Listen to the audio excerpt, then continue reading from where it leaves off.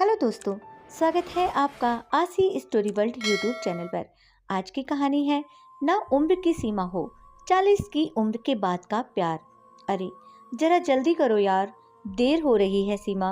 और कितना टाइम लगेगा तुम्हें? समीर ने बाहर से आवाज लगाई। अजी, हम औरतों को कहीं जाना होता है तो साड़ी कौन सी पहनूं, उसके साथ फिर मैचिंग चूड़ियां, इयररिंग्स, ये सब सोचने में ही आधा घंटा निकल जाता है। और तुम्हें लगता है कि हम श्रृंगार में इतना वक्त लगा देते हैं? आप चलिए, मैं आई। समीर सीमा का इंतजार किए बाहर आंगन में झूले पर बैठा था। रुको जरा, वो बोला। बगल में गमले से एक गुलाब का फूल तोड़ा और सीमा के जूड़े में लगा दिया। अब और सुंदर लग रही हो। सच कहूँ तो तुम्हें ऐसे तैयार हुए देखकर लगता है कि अपनी बेडरूम ही भली है। आप भी ना कुछ भी बोलते रहते हो। बच्चों ने अपने लिए पार्टी रखी है और इस उम्र में ये सब बातें करते थोड़ा तो लिहाज किया करो। अरे इस उम्र में मतलब, देखा जाए तो सच्चा प्यार 40 के बाद ही शुरू होता है। दोनों बातें करते करते गाड़ी में बैठ गए। अच्छा सुनो, तुम्हें कुछ बताना है, उसने कहा। सीमा बोली, अब क्या रह गया बताने के लिए? मुझे ना बड़ा डर लगता है। जब तुम इतना सस्ती सवरती हो, ऐसा लगता है कि कहीं तुम्हें किसी की नजर ना लग जाए। तुम भी ना कुछ भी सोचते रहते हो। सामने देखकर गाड़ी चलाओ। समीर फिर कहता है कि तुम्हारे जैसी बीवी हो तो कोई भी कवि बन जाए।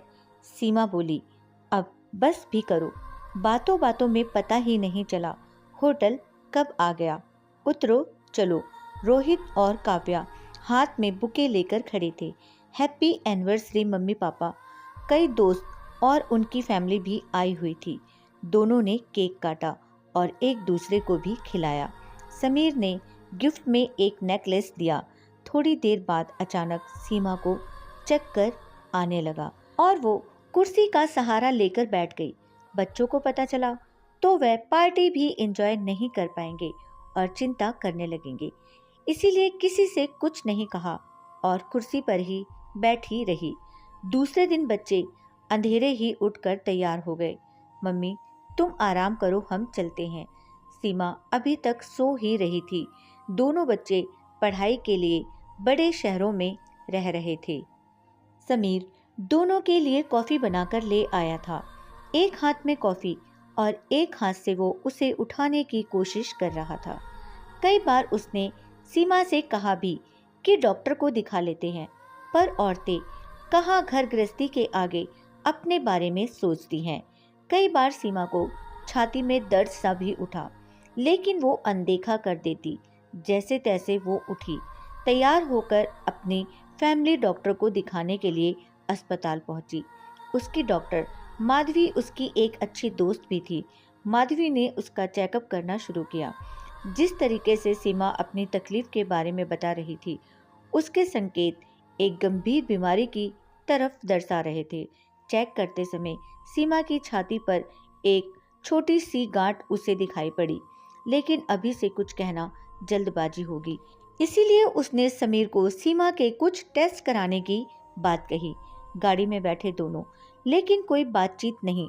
समीर गाड़ी चला रहा था और सीमा खिड़की से बाहर निहार रही थी।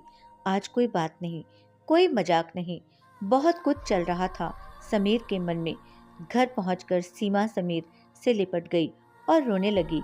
समीर उसकी पीठ पर हाथ सहराते हुए बोला, कुछ नहीं होगा, बी पॉजिटिव। और जो टेस्ट कहे हैं करने के लिए, वो सिर्फ मन की शंका दूर करने के लिए। सीमा अपने पति का हाथ कस के पकड़कर बोली, सही में कुछ नहीं होगा ना? सीमा के सभी टेस्ट कराए गए। रिपोर्ट आई तो दोनों के मन में एक घबराहट सी थी। माधवी ने रिपोर्ट देखकर कहा, सीमा डरने की कोई बात नहीं है। आज की जीवन शैली में रहन सहन और भी वजह है जिसकी वजह से कैंसर बढ़ता जा रहा है, पर वो ठीक भी किया जा सकता है। इसमें डरने जैसी कोई बात नहीं है। कैंसर का नाम सुनते ही सीमा के हाथ कांपने लगे। देखो समीर, कैंसर पूरे तरीके से ठीक हो सकता है, पर उसमें इलाज के साथ साथ पेशेंट को मानसिक तौर पर भी सहारे की ज़रूरत होती है। सीमा को ब्रेस्ट कैंसर है और हमें जल्द से जल्द ट्रीटमेंट शुरू करनी पड़ेगी। और क्या? सीमा ने पूछा। तुम्हारी सीधी तरफ की ब्रेस्ट निकालनी पड़ेगी। दोनों हॉस्पिटल से घर आ गए। दोनों को क्या बोला जाए ये समझ नहीं आ रहा था। दोनों एक ही बेड पर लेकिन एक दूसरे की तरफ पीठ करके लेटे हुए थे। देखा जाए तो दोनों की नींद ही उड़ गई थी। सुबह सीमा उठकर समीर के लिए चाय बना के लाई। समीर गुस्सा हुआ और कहा, तुम्हें क्या ज़रूरत है कुछ करने की? तुम बस आराम करो। इसी पर सीमा चिढ़कर बोली, कुछ नहीं हुआ है मुझे। मैंने बहुत सोचा रात भर। अगर भगवान ने मेरी किस्मत में यही लिखा है तो यही सही। जितने साल महीने मेरे जीवन में है मैं खुशी खुशी जीऊंगी, लेकिन ट्रीटमेंट नहीं लूंगी। क्या तुम्हारा दिमाग तो नहीं खराब हो गया है? ऐसा कैसे बोल सकती हो तुम? वो बेड पर ही बैठा हुआ था। सीमा उसका हाथ में लेकर बोली, मेरे स्त्री होने की, माँ होने की पहचान अगर कोई मेरे शरीर से अलग करता हो तो मेरे जीने का कोई अर्थ नहीं कराना मुझे ऑपरेशन। समीर की गोद में अपना सर रखकर वो सिसक सिसक कर रोने लगी। समीर ने उसे रोता देख खुद को संभाला और उसके सर पे हाथ फेरते हुए कहा, सीमा, जितनी परेशानी तुम्हें हो रही है उतनी मुझे भी है, पर मुझे तुम चाहिए। समीर ने डॉक्टर माधवी को सारी बातें बताई। दूसरे दिन डॉक्टर ने सीमा को अकेले ही क्लिनिक बुलाया और उसे समझाने लगी। सीमा बोली, पहले मेरे सवालों के मुझे जवाब चाहिए। मेरे ऑपरेशन के बाद क्या समीर मुझे पहले जितना प्यार करेगा? मेरे शरीर में जो बदलाव हो गया क्या उसे वो यथास्थिति अपनाएगा? क्या मेरी खूबसूरती की घंटों तारीफ करने वाला मेरे गए हुए बालों पर पहले की तरह हाथ फेरेगा? ऐसे बहुत से सवाल हैं जो मेरे अंदर एक तूफान सा ला रहे हैं। मेरे औरत होने का, एक स्त्री होने का हिस्सा मेरे शरीर से अलग हो जाए। 4 औरतें जमा होने पर मुंह पे दया दिखाएंगी और पीछे से चोर नज़र से मेरे पल्ले के नीचे झांकने की कोशिश करेंगी। सोचकर भी शरीर पर कांटा आ जा रहा है। एक अपाहिज व्यक्ति और मुझ में फर्क ही क्या रहा। जैसे तैसे सीमा तैयार हो गई ऑपरेशन के लिए। आज ऑपरेशन का दिन है। सीमा के माँ और पिताजी, दोनों बच्चे सब थे। उसे ऑपरेशन के लिए ले जाया जा रहा था, लेकिन उसकी नज़रें किसी को ढूंढ रही थी। ऑपरेशन हो गया। उससे मिलने की इजाज़त भी दी गई, लेकिन वो समीर को ढूंढ रही थी। अचानक वो सोचने लगी कि अब वो ऐसे बर्ताव करेगा, वो उसे ऐसे ही टालने की कोशिश करेगा। 2 दिन हो गए ऑपरेशन को, लेकिन समीर नहीं आया। आखिर मैं उससे रहा नहीं गया और उसने पूछ ही लिया अपने बच्चों से, पापा नहीं आए अभी तक, कहाँ हैं वो? बच्चे बोले, पापा ऑफिस के काम से टूर पर गए हैं। ये सुनकर सीमा को बड़ी तकलीफ हुई। मेरे ऑपरेशन से ज़्यादा ज़रूरी ऑफिस का टूर? वो मन ही मन बुदबुदाई। 4 दिन बाद समीर हॉस्पिटल आया सीमा से मिलने। कैसी हो सीमा? मुझे तुम्हारे ऑपरेशन के समय रुकना संभव नहीं था, इसलिए मैंने माँ पिताजी को बुला लिया था। वैसे भी कोई ज़रूरत नहीं थी किसी की यहाँ। डॉक्टर्स नर्स हैं यहाँ देखभाल के लिए। उसके बोलने में थोड़ी सी कड़वाहट आ गई थी। हाथों पर इंजेक्शन दे देकर उसकी कलाई पर निशान से बन गए थे। चिड़चिड़ भी होती थी, कमज़ोर भी लगने लगी थी। चेहरा सूख सा गया था। यूँ कहो तो उसकी सुंदरता को नज़र लग गई थी। आज सीमा को डिस्चार्ज मिलने वाला था। मम्मी मामा गाड़ी लेकर आ रहे हैं, बस थोड़ी देर में ही चलेंगे। सीमा के चेहरे पर जरा सी भी खुशी नहीं थी, क्योंकि समीर उसे लेने नहीं आया था। भारी मन से वो गाड़ी में बैठ गई। मेरा पति भी दूसरे पतियों जैसा ही निकला। सारे पुरुष एक जैसे ही होते हैं। अंदर से बहुत गुस्सा भरा पड़ा था समीर के प्रति। ख्यालों में सोचते सोचते घर कब आ गया पता ही नहीं चला। सभी गाड़ी से उतर गए और सामने देखती है तो समीर आरती की थाली लिए। पूरा घर फूलों से सजाया हुआ था।